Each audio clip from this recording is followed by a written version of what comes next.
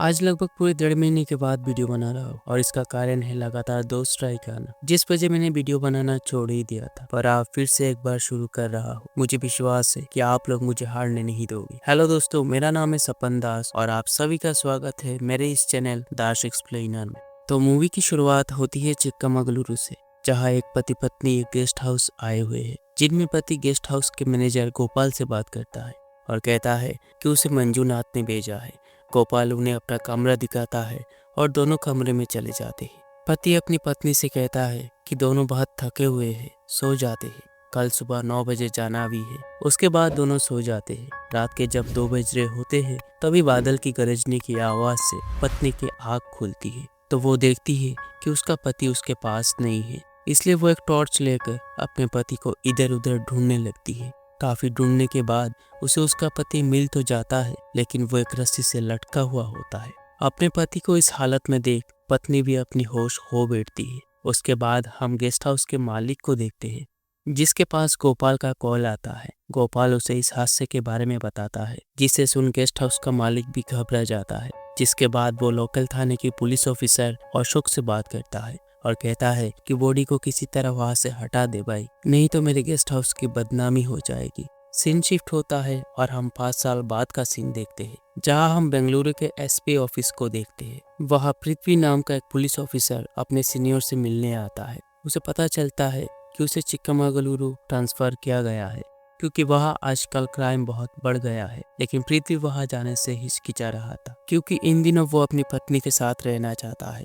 दरअसल उसकी पत्नी प्रेग्नेंट है, लेकिन एसपी के समझाने पर वो जाने को राजी हो जाता है। उसके बाद हम पृथ्वी की पत्नी मेघना को देखते हैं। मेघना पेशे में एक सेक्रेटरी है। पृथ्वी मेघना को कॉल करता है और आज थोड़ा जल्दी आने को कहता है। उधर मेघना के पास एक पेशेंट आता है, जिसके पेरेंट्स बताते हैं कि उनके बेटे ने आज खुदकुशी करने की कोशिश की। मेघना वजह जानने के लिए उस लड़के से बात करती है, लेकिन वो लड़का काफी घबराया हुआ होता है। उसके बाद मेघना अपनी दोस्त प्रियंका के साथ चाय पीने चली जाती है। प्रियंका एक गायनोलॉजिस्ट है। रात को पृथ्वी अपने परिवार के साथ खाना खाता है और अपने ट्रांसफर के बारे में बात करता है। अगली सुबह वो चिक्कामगलुरु पुलिस स्टेशन पहुंचता है। वहां के ऑफिसर आनंद पृथ्वी से सबकी इंट्रोड्यूस करवाता है। कुछ देर बाद आनंद के पास एक औरत अपनी चेन चोरी होने की शिकायत लेकर आती है। ये बात जब पृथ्वी की नजर में आता है तो वो सारे ऑफिसरों को बुलाकर फैसला करता है कि जिस एरिया में ज्यादातर चेन स्नैचिंग हो रहा है वहाँ नाकाबंदी शुरू करने को। रात को जब सभी ड्यूटी पर होते हैं तो उन्हें 2 लड़के मिलते हैं। पूछताछ करने पर उन्हें शक होता है, जिस वजह पृथ्वी उन्हें पुलिस स्टेशन ले जाने को कहता है। दूसरी तरफ हम वही गेस्ट हाउस को देखते हैं, जहाँ एक कपल रहने आते हैं, जिनमें लड़के का नाम चरण और लड़की का नाम अर्चना होता है। चरण मैनेजर से कहता है कि उसे मंजूनाथ ने भेजा है। उसके बाद दोनों कमरे में चले जाते हैं। चरण अर्चना से कहता है कि कल 9 बजे जाना है, तुम सो जाओ। ये कहकर चरण अपने लैपटॉप में ऑफिस का काम करने लगता है। कुछ देर बाद कमरे की लाइट अचानक ब्लिंक होने लगता है। जब वो उठ के देखता है तो कोई साया उसके पीछे से गुजरती है। ये देख वो घबरा जाता है और अर्चना को लेकर गेस्ट हाउस से निकल जाता है। तभी उन्हें पृथ्वी मिलता है। वो पृथ्वी को सारी बातें बताते हैं कि अंदर कोई है, जिसे देखकर वो भाग रहे थे। ये सुन पृथ्वी चेक करने खुद अंदर जाता है, लेकिन उसे वहाँ ऐसा कुछ दिखाई नहीं देता। चरण और अर्चना काफी डरे हुए थे। दोनों वापस लौट जाना चाहते थे, पर पृथ्वी उन्हें जाने से रोकता है, क्योंकि रात भी बहुत हो चुकी थी। पृथ्वी उन्हें आज की रात पुलिस स्टेशन में रोकने के लिए कहता है। पृथ्वी दोनों को यहाँ आने की वजह पूछता है, तो चरण कहता है कि उनकी शादी हुए बहुत साल हो चुके हैं, लेकिन हनीमून मनाने कभी बाहर नहीं गए, इसलिए दोनों यहाँ आए हुए हैं। पृथ्वी चरण से गेस्ट हाउस के बारे में पूछता है कि आखिर वहाँ हुआ क्या था, तो चरण फ्लैशबैक में जाता है और हम देख पाते हैं कि किसी के अजीब रोने की आवाज से अर्चना नींद से जागती है। उसके बाद वो चरण को भी जगाती है। दोनों मिलके उस आवाज का पीछा करते हैं। तभी उन्हें एक भूत दिखाई देता है। दोनों डर के मारे गेस्ट हाउस से निकल जाते हैं। पृथ्वी उनकी बातें सुनकर हंसने लगता है। अगले दिन अर्चना और चरण अपने घर के लिए निकलते हैं। चरण पृथ्वी को अपना विजिटिंग कार्ड देता है, साथ ही वो अपने घर पर भी इनवाइट करता है, पर चरण अभी तक डरा हुआ था। उसके बाद पृथ्वी अपनी पत्नी को डॉक्टर के पास चेकअप के लिए ले जाता है। रात में वो अपनी पत्नी के साथ घर पर ही रोकता है, साथ ही अपनी अपनी पत्नी को अर्चना और चरण के बारे में बताता है। अगली सुबह वो पुलिस स्टेशन पहुंचता है। वहाँ उसका मुलाकात राघवेंद्र नाम की एक पुलिस ऑफिसर से होता है। राघवेंद्र बताता है कि यहाँ के एक गेस्ट हाउस के खिलाफ उसके पास काफी केसेस है, जिनमें से एक कपल पिछले कुछ दिन पहले यहाँ घूमने आए थे, लेकिन उसके बाद से वो आदमी मिसिंग है। पृथ्वी को गोपाल पर शक होता है कि वही शायद भूत बनकर सभी को डरा रहा है। वहीं हम नीलम नाम की एक लड़की को देखते हैं। नीलम उसी गेस्ट हाउस में काम करती है। पृथ्वी नीलम से उस गेस्ट हाउस के बारे में पूछता है कि लोग वहां से भाग क्यों जाते हैं। वो कहती है कि इस गेस्ट हाउस के अंदर एक भूत रहता है और वही भूत लोगों को डरा कर भगा देता है। नीलम की बात पृथ्वी को कुछ हजम नहीं होता, इसलिए वो गोपाल को पूछताछ के लिए बुलाता है। तो गोपाल कहता है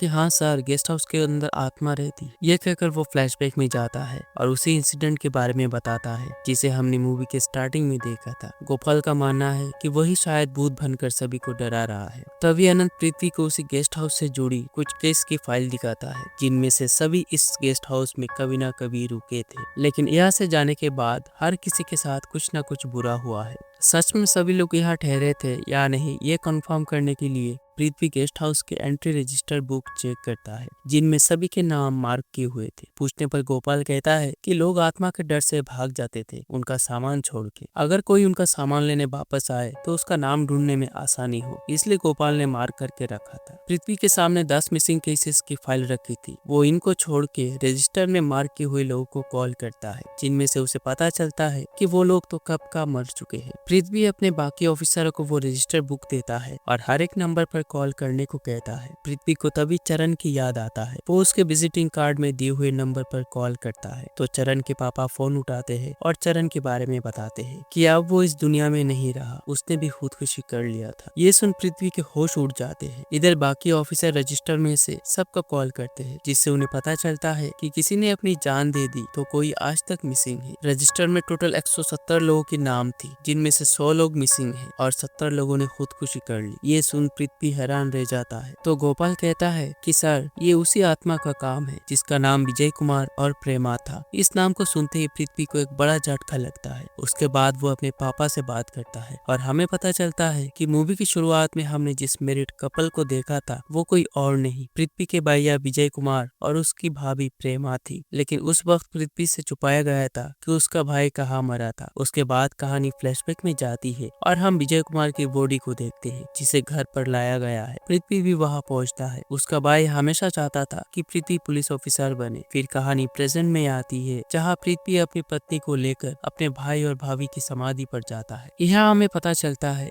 कि उसके भाई के इस तरह अचानक चले जाने के कारण उसकी भाभी डिप्रेशन में आ गई थी और उसने भी एक दिन खुदकुशी कर लिया था। पृथ्वी का मानना है कि शायद उसका भाई ही भूत बनकर सबको मार रहा है। मेघना उसे समझाती है कि ये भूत बोल के कोई चीज होती नहीं है, हो सकता है कोई भूत का नाटक करके लोगों को मार रहा है। आप पृथ्वी भी समझ जाता है और वो फैसला करता है कि जो कोई भी उसके भाई को हथियार बनाकर ऐसा कर रहा है वो उसे नहीं छोड़ेगा। उसके बाद ऑफिसरों की एक बैठक बिठाई जाती है। अब तक जो इस केस को हैंडल कर रहा था वो इस केस को पृथ्वी को सौंपता है। आप केस अपने हाथ लेते ही पृथ्वी अपना इन्वेस्टिगेशन शुरू करता है। वो पहले चरण के घर जाता है और उसके पापा से बात करता है। मेघना भी उसके साथ जाती है। पृथ्वी को चरण के पापा से पता चलता है कि चरण शादीशुदा नहीं था। उसने झूठ कहा था कि अर्चना और वो हस्बैंड वाइफ है। इस बात से पृथ्वी को थोड़ा अजीब लगता है, इसलिए वो इस बात को क्लियर करने के लिए अर्चना को कॉल करता है। अर्चना काफी दुखी थी। वो पृथ्वी से मिलना नहीं चाहती, लेकिन पृथ्वी के समझाने पर अर्चना अपनी लोकेशन भेजती है। तभी मेघना अचानक कहती है कि उसे डॉक्टर के पास जाना होगा। ये कहकर वो चली जाती है। फिर पृथ्वी अनंत के साथ अर्चना के घर जाता है, लेकिन तब तक अर्चना ने खुदकुशी कर ली थी। ये देख पृथ्वी पूरी तरह से हैरान रह जाता है। उसे वहाँ एक सुसाइड नोट भी मिलता है, जिनमें अर्चना ने साफ साफ लिखा था कि उसकी मौत की वजह वो खुद है। पृथ्वी अपने पत्नी से सब कुछ शेयर करता है कि वो अगला इन्वेस्टिगेशन किसका करने वाला है। अगले दिन वो दिव्या नाम की एक लड़की से मिलता है। दिव्या बताती है कि उसके काम के दौरान गणेश नाम के एक लड़के से वो मिली थी। तभी से दोनों में गहरी रिलेशन हो गई। 1 साल वो उसके साथ लिव इन में थी, जिसके बाद वो प्रेग्नेंट हो गई थी। फिर वो फ्लैशबैक में जाती है और हम गणेश और दिव्या को देखते हैं, जो एक डॉक्टर के पास जाते हैं एबॉर्शन के लिए, पर डॉक्टर ऐसा करने से साफ मना कर देता है। दोनों कई सारे हॉस्पिटल के चक्कर काटते हैं, लेकिन कोई एबॉर्शन करने के लिए तैयार नहीं था। एक रात गणेश दिव्या के पास आता है और चिक्कामगलुरु के एक हॉस्पिटल के बारे में बताता है। दिव्या इतनी दूर जाने के लिए तैयार नहीं थी। ऊपर से उसकी इज्जत का सवाल भी है। इसलिए दोनों अगले दिन चिक्कामगलुरु के लिए निकल पड़ते हैं। लेकिन वहां पहुंच के उन्हें पता चलता है कि वो हॉस्पिटल 3 साल से बंद पड़ा है। तभी उन्हें मंजूनाथ मिलता है। वो उन्हें कहता है कि आज की रात तुम दोनों गेस्ट हाउस चले जाओ, कल तुम दोनों को एक दूसरे हॉस्पिटल में लेके जाऊंगा। आधी रात दिव्या किसी के अजीब रोने की आवाज से नींद से जागती है। फिर दोनों उठ के चेक करने जाते हैं तो उन्हें एक भूत दिखता है। दोनों काफी ज्यादा डर जाते हैं, जिस वजह वो दोनों उसी रात वापस लौट जाते हैं। पर गणेश उस भूत को देखने के बाद काफी डरा डरा सा रहने लगा। एक दिन दिव्या जब अपने काम पर बिजी होती है तो उसे गणेश का कॉल आता है। वो उसे जल्दी घर आने के लिए कहता है। दिव्या जब घर पहुंचती है तब तक गणेश अपना जान ले चुका था। अगले दिन पृथ्वी को अर्चना की पोस्टमार्टम की रिपोर्ट मिलती है, जिनमें अर्चना भी मरते वक्त प्रेग्नेंट थी। उन्हें शक होने लगा था कि सारी केसेस एक जैसे ही है, इसलिए अब वो सबकी पोस्टमार्टम रिपोर्ट चेक करना चाहते थे। तभी मेघना कहती है कि सबकी पोस्टमार्टम रिपोर्ट चेक करने की क्या जरूरत, इनमें से जो औरत है उनकी रिपोर्ट चेक कर लो, पता चल जाएगा। पृथ्वी अब मंजूनाथ को अपना प्राइमरी सस्पेक्ट मानता है और अगले दिन वो मंजूनाथ से मिलने चला जाता है। मेघना भी उसके साथ जाती है, पर मंजूनाथ आज अपने दुकान पर नहीं आता है, इसलिए वो उसे ढूंढते हुए उसके घर चले जाते हैं। पर मंजूनाथ उन्हें रस्सी से लटका हुआ मिलता है। ये देख पृथ्वी को और एक बड़ा झटका लगता है, क्योंकि जब भी वो इस केस के करीब पहुंचता है ये केस उससे और भी दूर चला जाता है। इसलिए अब वो फिर एक बार गोपाल को कस्टडी में लेता है और उसकी थोड़ी खातिरदारी करता है, जिससे गोपाल मुंह खोलता है। गोपाल बताता है कि पास ही एक सृष्टि नाम का हॉस्पिटल हुआ करता था, जिसमें मंजूनाथ काम किया करता था, और जो भी लड़की बिना शादी के प्रेग्नेंट हो जाती थी उनका एबॉर्शन होने के बाद मंजूनाथ उन्हें गोपाल के गेस्ट हाउस भेज दिया करता था, जिसके बदले गोपाल उसे कमीशन देता था। लेकिन एक दिन हॉस्पिटल के एक डॉक्टर ने खुदकुशी कर लिया था, जिसके बाद से यह हॉस्पिटल हमेशा के लिए बंद हो गया, जिस वजह अब लोग गेस्ट हाउस आना भी बंद कर दिया। इसलिए गोपाल और मंजूनाथ ने मिलकर एक प्लान बनाया। एबॉर्शन के लिए कौन आने वाला है, मंजूनाथ इस बारे में खबर रखता था। उसके पास जो भी आता था वो उन्हें गेस्ट हाउस भेज दिया करता था, लेकिन वो भूत के डर से रातों रात भाग जाते थे। गोपाल कहता है कि आज भी 2 लोग उसके गेस्ट हाउस रहने आए थे, लेकिन वो उन्हें यहाँ रहने नहीं दिया। पृथ्वी उस लड़के को कॉल करता है जिसका नाम अरविंद होता है। पृथ्वी उसे कहता है कि अगर तुम बचना चाहते हो तो तुरंत पुलिस स्टेशन आकर मुझसे मिलो। उसके बाद पृथ्वी पूरे पुलिस स्टेशन में सीसीटीवी लगवाता है। कुछ देर बाद अरविंद और उसकी गर्लफ्रेंड पुलिस स्टेशन पहुंचते हैं। पृथ्वी उनसे उनका परिचय पूछता है तो वो झूठ कहता है कि वो दोनों अपने एक फ्रेंड की शादी में आए हुए थे। पृथ्वी कहता है कि मैं सब जानता हूँ कि तुम लोग यहाँ किस लिए आए हुए हो। दोनों बिल्कुल चुप हो जाते हैं। पृथ्वी दोनों को आज रात पुलिस स्टेशन में रुकने के लिए कहता है। दूसरी तरफ वो अपने ऑफिसरों को अलर्ट रहने का ऑर्डर देता है। दरअसल पृथ्वी देखना चाहता है कि कौन सी भूत आकर मारता है। बाहर जाकर वो कुमार से कहता है कि सामने से सारी गाड़ी हटा दे ताकि सीसीटीवी में सब कुछ क्लियर दिखे। रात भर अलर्ट रहने के बावजूद भी कोई नहीं आता। दूसरी तरफ मेघना जब सो रही थी तो कोई दरवाजे के बाहर आवाज कर रहा था। वो उठकर देखती है लेकिन वहाँ पर कोई नहीं होता। उसके बाद वो वॉशरूम जाती है, तभी उसे आईने पर एक डरावनी चेहरा देखती है। साथ ही वो डरावनी चीज आईने पर क्वाइट और डाई लिखती है, जिससे देखकर वो बुरी तरह डर जाती है और पृथ्वी को कॉल करती है। घर जाकर पृथ्वी आईने पर ये चीज देखता है। तभी उसे स्टेशन से कॉल आता है। वो भागकर पुलिस स्टेशन पहुंचता है, जहां अरविंद एक रस्सी से लटक कर मर चुका था। तभी हम देख पाते हैं कि यह सब पृथ्वी का एक सपना था। वो बाहर जाकर देखता है कि अरविंद और उसकी गर्लफ्रेंड बिल्कुल सेफ है। उसके बाद वो अपने घर जाता है, मेघना के अपने सपनों के बारे में बताता है, जिसके बाद वो फ्रेश होने वॉशरूम जाता है। तभी उसकी नजर आईने पर पड़ता है, जिस पर वही क्वाइट और डाई लिखा होता है। ये देख वो मेघना को बुलाता है। इस बात से दोनों काफी परेशान हो जाते हैं। उसके बाद प्रीति पुलिस स्टेशन पहुंचता है क्योंकि अरविंद जाने वाला है। अरविंद जब अपने कार को स्टार्ट करने की कोशिश करता है तो वो स्टार्ट नहीं होता। ये देखकर कुमार स्टीयरिंग पर बैठता है। बाकी सभी पीछे से धक्का लगाते हैं। तभी अचानक गाड़ी स्टार्ट होती है और जाकर अरविंद को कुचल देता है, जिससे अरविंद की वहीं पर मौत हो जाती है। कुमार को देखकर ऐसा लग रहा था कि कोई आत्मा उस पर हावी हो गया। कुमार की इस हालत देख पृथ्वी को विश्वास हो गया था कि कहीं ना कहीं उसके भाई की आत्मा सभी को मार रहा है। इसलिए वो घर जाकर अपनी भाई की तस्वीर को तोड़ देता है। ये घटना पूरे मीडिया में फैल जाती है, जिस वजह पृथ्वी का सीनियर उससे मिलने आते हैं और वो फैसला करते हैं कि वो किसी प्रीस्ट को बुलाकर देखना चाहते हैं कि सच में कोई भूत है या फिर नहीं। पृथ्वी खुद एक प्रीस्ट को रिकमेंड करता है, फादर जोसेफ। फादर जोसेफ पूरे गेस्ट हाउस को चेक करता है और यहाँ भूत होने का दावा करता है। अगले सुबह मेघना उठकर देखती है कि पृथ्वी नहीं है। वो उसे इधर उधर ढूंढती है, कॉल भी करती है, लेकिन उसका फोन नेटवर्क कवरेज से बाहर होता है। मेघना टेंशन में पड़ जाती है। मेघना पुलिस स्टेशन कॉल करके पूछती है, लेकिन पृथ्वी वहां पर भी नहीं होता। तभी पृथ्वी खुद से फोन करता है और कहता है कि फादर जोसेफ की मौत हो गई।